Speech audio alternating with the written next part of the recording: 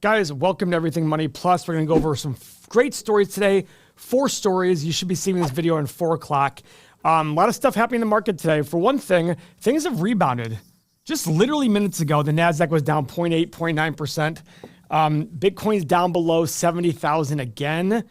So, Mr. Winklevoss, Cameron, or whoever it was, or Tyler, when you said back in November that you would never have another opportunity again to buy under 90,000, the average price since November 14th has been like 75 or 80,000. So don't predict short-term price movements. It is impossible.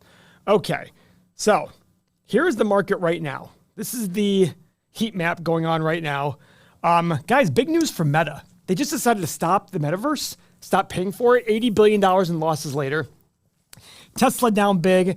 NVIDIA, Microsoft, Apple, not down a lot. Oracle's up, Palantir's up.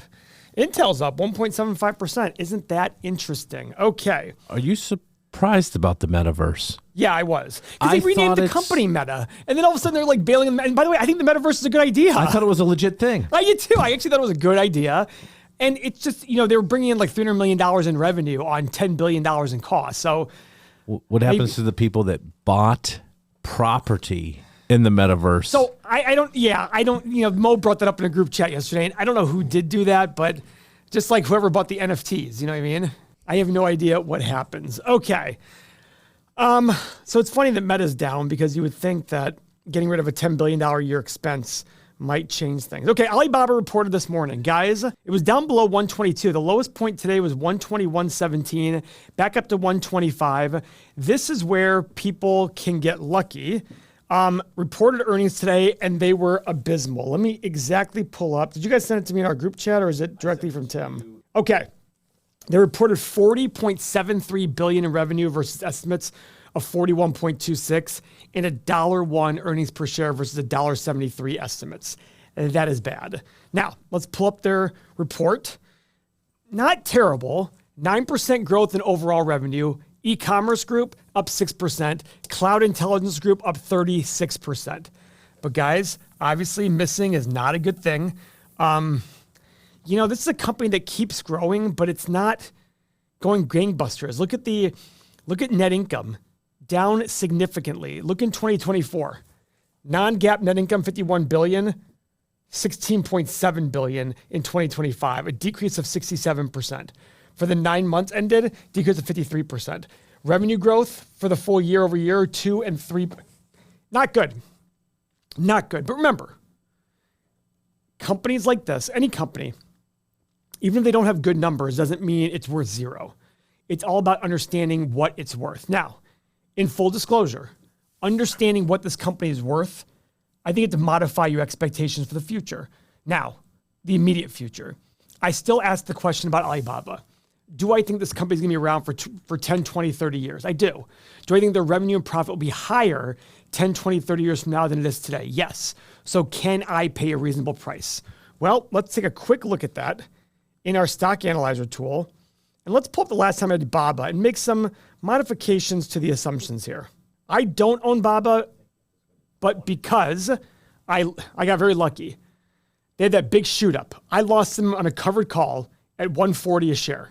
It jumped up to like 180. And I was like, oh my God, what happened? And this is why I say, I don't know what's going to happen, but now I could literally go back, buy it back at a much lower cost basis. Well, I've been paid tax on that one, on the 140, because my basis was like 115 or 120. So I'll have a little bit of tax. But right now, if I bought it back, even after paying the tax, I would still be at a lower basis. And I'll show you guys what I can do with options. But here's what I did.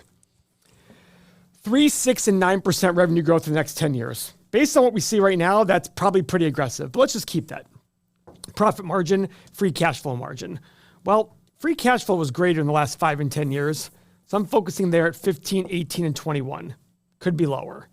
PE, 14, 18, and 22, and a 9%, no margin of safety, desired return. This is just to determine what do I think the company's worth, not what I'm willing to buy it for. Everyone has their own personal margin of safety.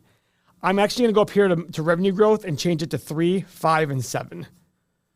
Hit the analyze button. 125 is the share price. Guys, this is why it's interesting.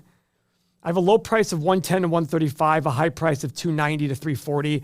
Middle price, assuming 5% revenue growth. 182 to 219. I still think it has attractive options here. You have to be comfortable with China, and you have to do your own research, because this thing was gangbusters years ago, and now it has absolutely suffered. So if I want to go back and maybe sell some options, some puts on this, I can go to June 18th, and if I want to buy, look at this. If I want to buy a 110 put, that means I'll get the shares if it's below 110. Somebody's going to pay me $4 per share. I'm going to make a 14.5% annualized return, and I'll get to buy Bob at 110 minus the $4 I get. So essentially I'm paying 106 for it, and I'm getting paid to wait. That's not bad. Now, you have to buy 100 shares at a time. So unless you're going to put over $10,000 in Alibaba, that's an issue. But this is something I've been doing for a while, and I wish I'd been doing it for 30 years, because I could have made a lot more money being patient and being paid to wait for companies to sell at the price I would like them to sell at. So let's go on to the next topic. Why did the market tank this morning? Well, Moody's came out. Recession is once again a serious threat. Zandi said recession odds were uncomfortably high before the Iran conflict.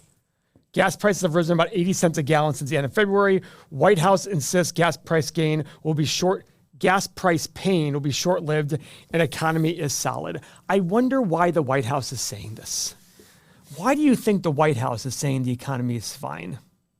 Now, is the economy fine? Guys, there's a billion metrics to look at. At the end of the day, on the surface, we have very low unemployment rates still.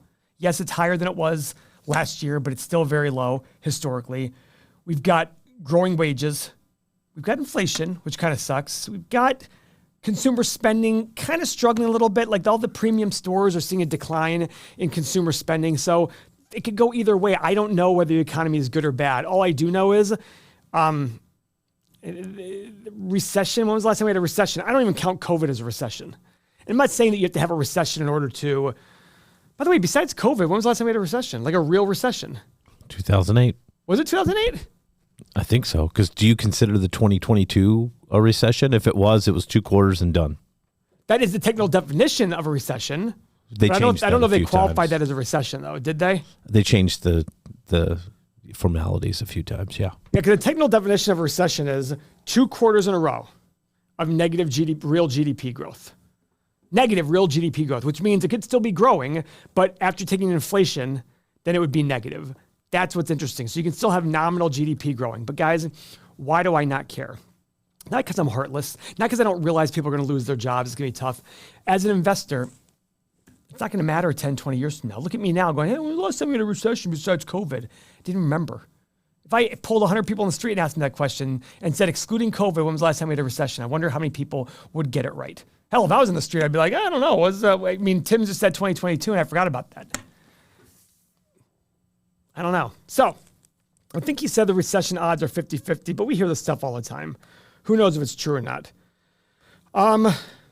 S&P 500 slides. Oh, wait, I wanted to go to this one. The U.S. fixed 30-year mortgage rate hits a 3-month high amid Iran war. Yeah, but guys, the 3-month high is 6.22%. It got as low as like 5.97 or something like that, which is high compared to COVID, after COVID. But overall, it's a pretty good rate. When I bought a house in 2003, I was ecstatic because I got a 5-year fixed for 5%. And I was ecstatic. And rates were really low back then. I was like, oh my God, I'm never going to see this rate ever again. Boy, was I wrong. And I was talking to my wife the other day. I was doing her taxes for her because I'm a little bitch boy. And, well, I am. I basically just I don't even do my own taxes. I can't even tell you what my taxes look like. I just sign away. But, and I was looking at my wife's rental property because she owned a house in 2019 that she paid $320,000 for. And now it's worth $500,000. And she collects $42.50 a month in rent. And she put $20,000 down to buy it, and she made $34,000 last year on it. Yeah, so she made 150% return on her money in 1 year. Lisa should be teaching you how to invest. Yeah, I should have gone back to 2019 and bought every single house I possibly could have. Good God. That's exactly right. And that's good timing. I told her you're never going to get that kind of investment ever again. Like, don't think you're a big shot. Yeah, we need to have Lisa on the channel and teach Wouldn't that be funny if we got Lisa on the channel? So yeah, Lisa, come on, let's go. Teach me about real estate. I did tell you this, though. One time, Lisa pulled up ChatGPT to analyze a real estate deal, and it actually wasn't bad. It actually did a pretty decent job of analyzing the deal. Actually was pretty impressed. She's going to open us up to a whole new market. Yes. So let me pull up what other conversations we're supposed to have today. Alibaba earnings, Moody's, recession at 30%, U.S. mortgage hits. Oil, inflation. Guys, the Fed kept rates the same yesterday. Big news. Our video had over 10,000 views because of that. Inflation is stickier than people want to admit. I think the future of inflation is not going to look like the past 25 years when we had, or from 2002 until 2020. It's going to be hard to have that kind of low. I think we were in like the 2% range, if that.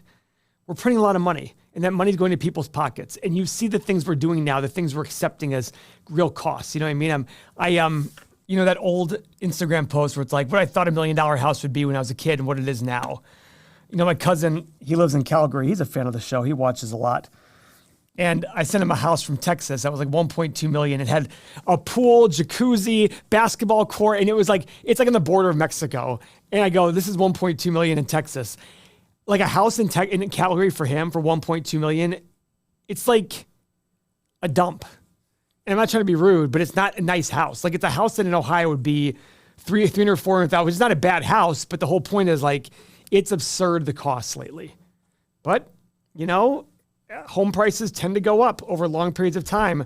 We're just remembering the 2008 great financial crisis when prices fell. And so people think that's going to happen forever. I doubt that. But remember, inflation's a friend to those who own real estate. If you don't, it might be a short-term problem for stocks, but long-term, income goes up, revenue goes up, profit goes up, and companies who have debt, that debt is fixed at old dollar values, not the new ones.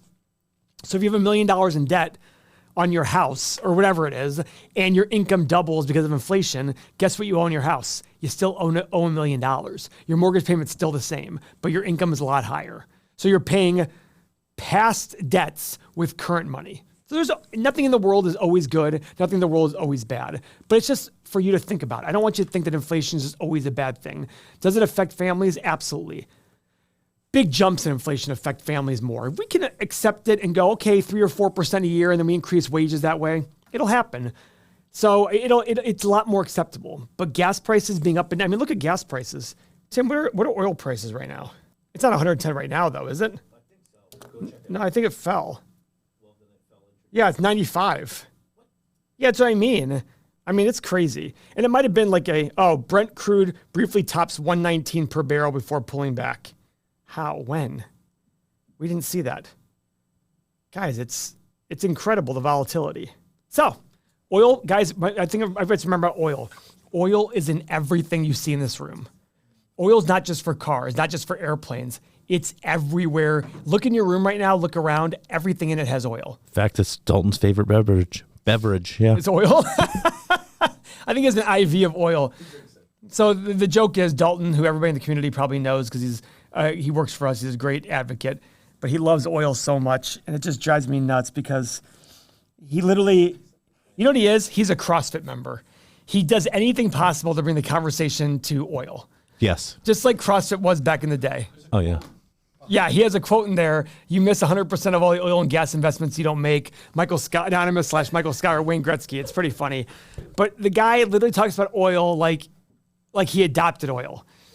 Every conversation. Hey, Dalton, what'd you eat today? Oh, I ate this and I went to the store and I used oil from, I'm like, oh my God, here we go with the oil again. It's just like constantly. I think he's always Jed Clampett for Halloween. Beverly Hillbillies. Yeah. That's a good idea. All right, guys. So a couple things I want you to do. If you're new to the channel, stick around. We do earnings results. We do news. We're going to try to we do a video pretty much every day during the week to kind of update you on what's going on in the markets and to remind you that the short-term noise doesn't matter. If you've been with us for a while, I want you to do me a favor. Check out our community. Has great people, has great software, helps you make better decisions, helps you sleep better at night. And some point in the future, whether it's a year from now or 10 years from now, we're going to limit the members in there. So go check out our 7-day trial. It's everythingmoney.com or it's the link below. And I assure you, it'll change the way in which you invest. Thank you for your time.